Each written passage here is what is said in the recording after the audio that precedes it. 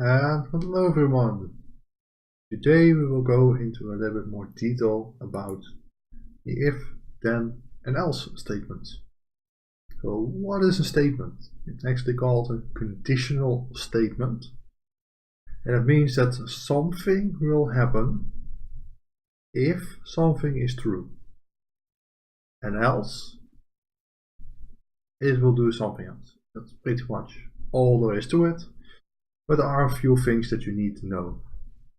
So we'll start with a simple program called if then else ITE. That's what I decide now. And we need something to compare, since that's what the if statement is all about. So we'll take a variable 1, set it equal to 2. We'll take a variable 2, set it equal to 4, and we take a variable 3 for a random number. That's something we don't know what will happen. And as we have seen, we will do it with math.random. And we will range it from 1 to 10. I think that will be appropriate. So in an if statement, we want to compare something. And an if statement always has the same structure. Always start with an if, then something.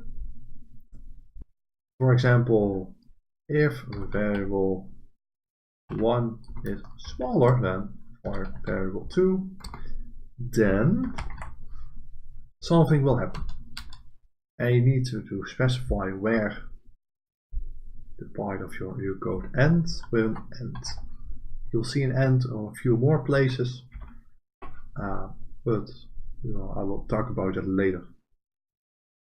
So in this case, is variable 1 smaller than 2? Well, 2 is smaller than 4, so we can print that this is correct. Print the string, since that's a bit easier to work with.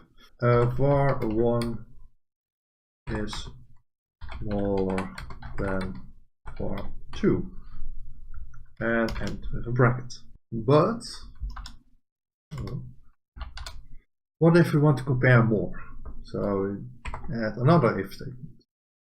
If var 1 is bigger than var 2, variable 2, then and print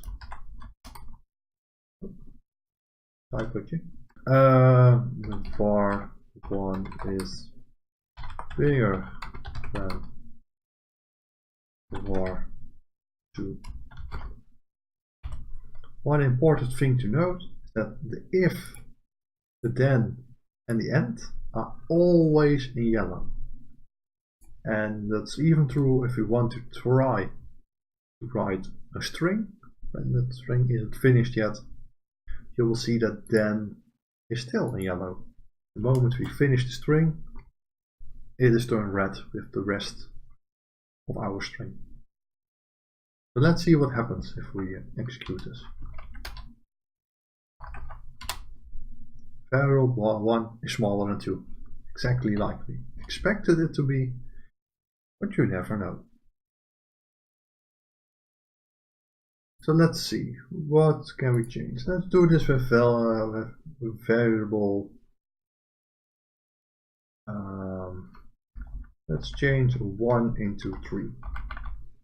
So variable 3 is our random number between 1 and 10, and you will see that sometimes it will be smaller and sometimes it will be bigger.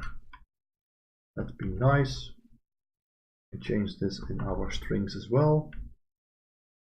Of course, technically it's not really needed, but it's nice to do it anyway.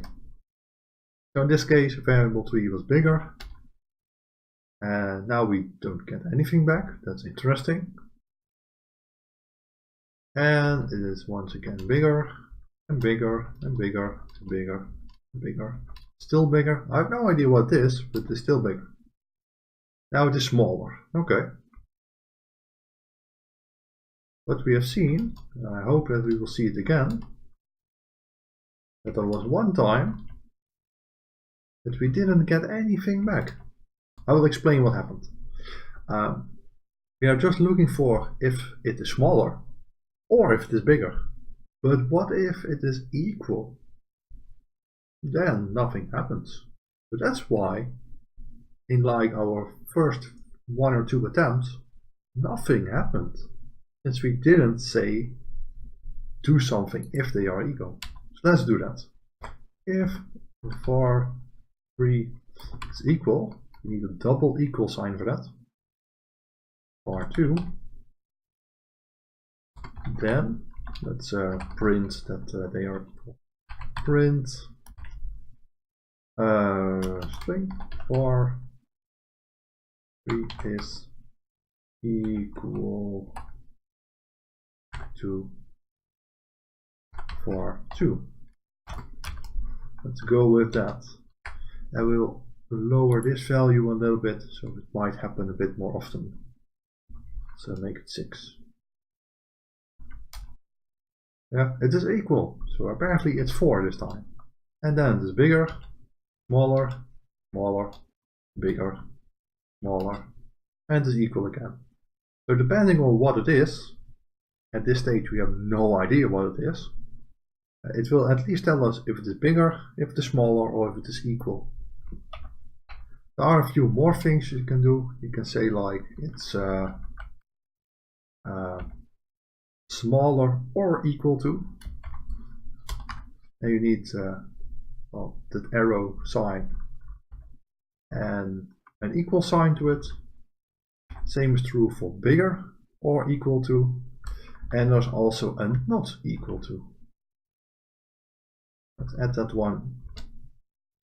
Add it again. If var 3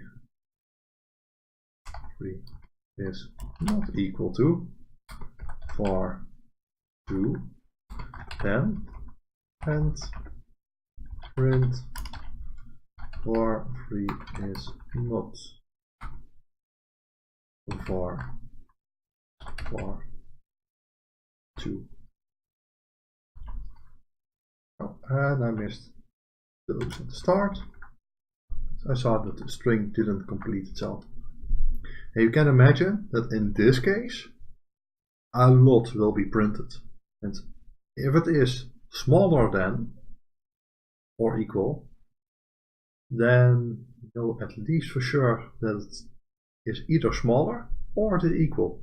And if it is equal, then it will print that it is smaller, that it is bigger, and that it is equal to each other. So it will give a big mess if you try to run this. And the only thing that will be consistent is that if it's not equal to 4, then it will at least print us that it is not equal. So let's see how this is going to look. It's bigger and it's not. So it is at least a lot bigger. And it's bigger and it's not. Smaller and it's bigger and is equal. Yeah, if it is smaller and equal to and bigger and equal to, then it is at least also equal. This gives a bit of mess, and so we can continue, and more it will just give a big mess. But it will also always send back what you want it to be, and depending on the application, that can be exactly what you want or exactly not what you want. Most of the times it will be what you want. And that will be, I think, the end of this tutorial about the if, then and else statement. It's a bit shorter. At the same time, there is not much more we can tell about this. That doesn't mean that it is not important. It's, I think, by far one of the most important things, and will give us a nice foundation for the next part, which will be loops.